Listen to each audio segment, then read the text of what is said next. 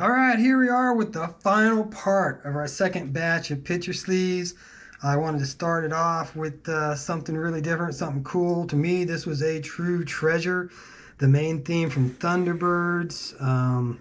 We started this whole series off with some Van Halen's that was followed up with the Starfleet project, and I was talking about the films of Gary Anderson, and this was definitely his most well-known and most successful of his ventures, being the Thunderbirds. It even spawned two films, 2 seasons. Most of his shows only ran for 1 season.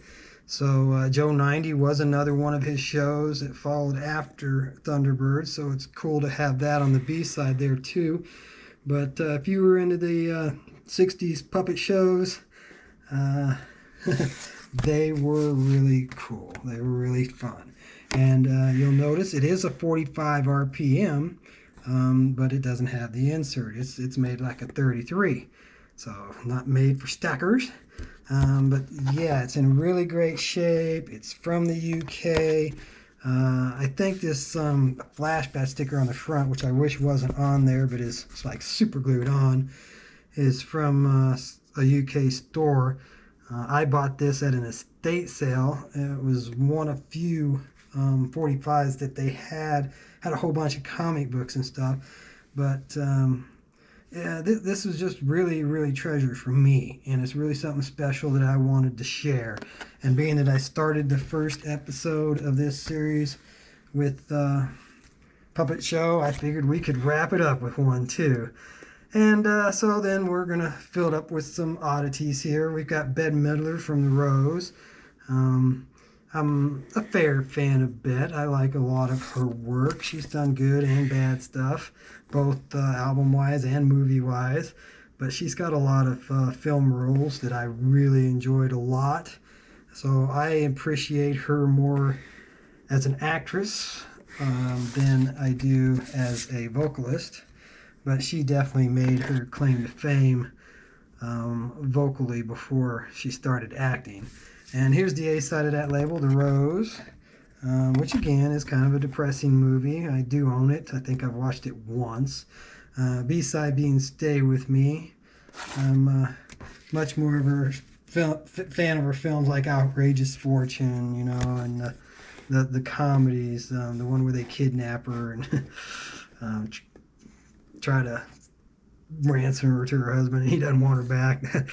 But yeah, she had a lot of great films. Anyways, here's another odd one, Christy and Jimmy McNichol. Now, I was a big fan of Christy McNichols in the day. I remember in 7th grade, I had a picture of her on roller skates in my locker door, and I took a little bit of slack from some of my friends, but I don't care.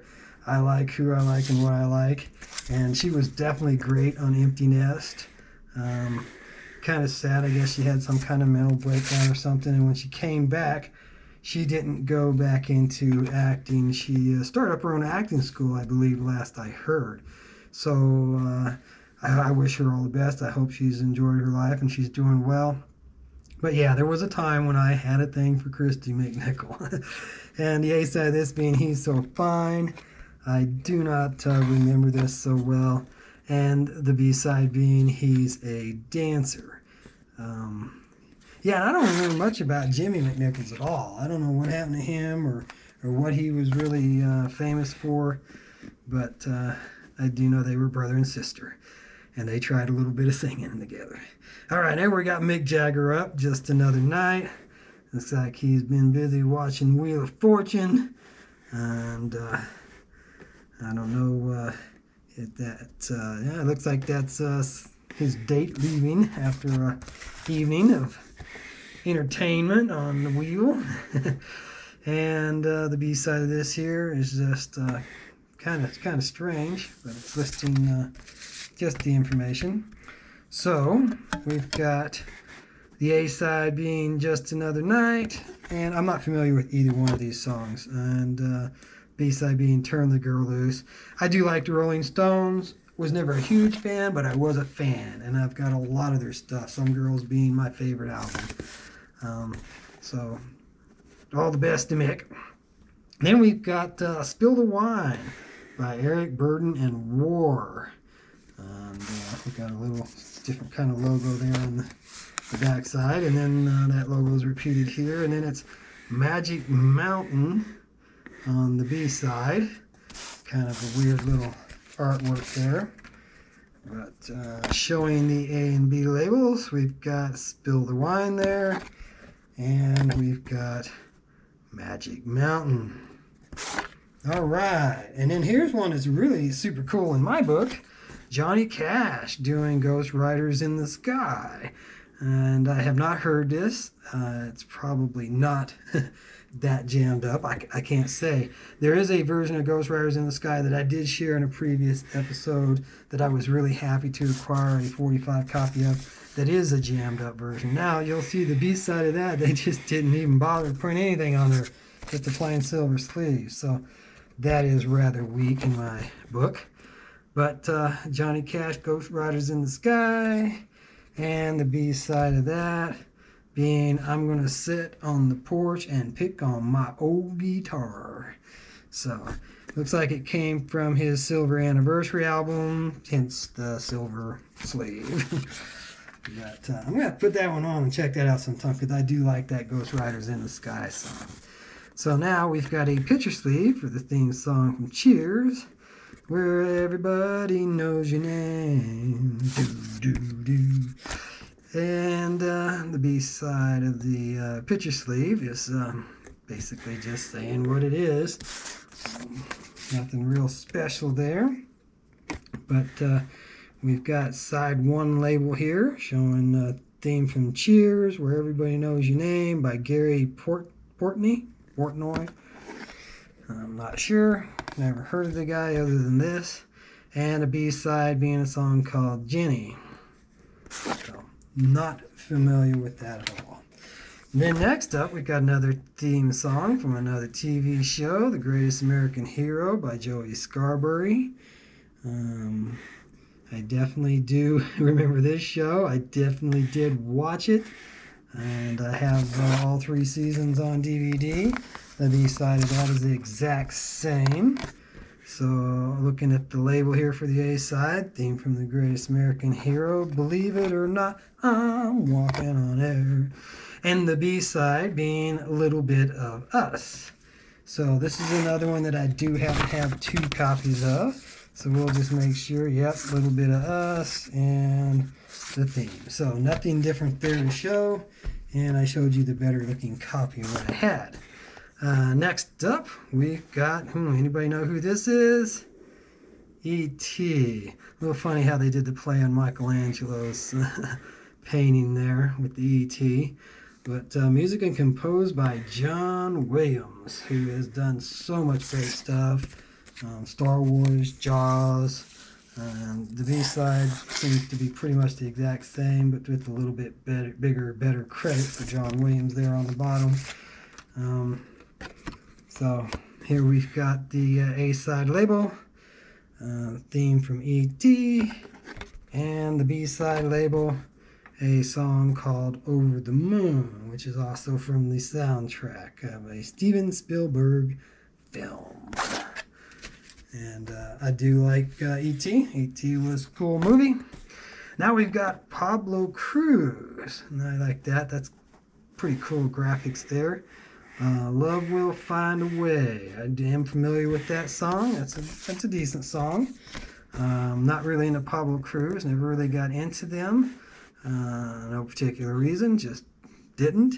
But it's showing their albums up to that date, and that's pretty cool. I like to see the album covers. And looks like we've got the A-side being Love Will Find a Way there, and the B-side being a song Always Be Together. Alright, so I'm getting into some real oddball stuff here. Gino Vanelli, Living Inside Myself. I've heard of him. I've heard his name. That's about all I can say. I don't know this song. I don't think it's my kind of stuff, but it's here, and I wanted to show it for those out there who may appreciate him. So there we've got Living Inside Myself is the A side, and the B-side single being Stay With Me. This box had so much great stuff in it. Then I've got two different copies of Fleetwood Mac's Tusk.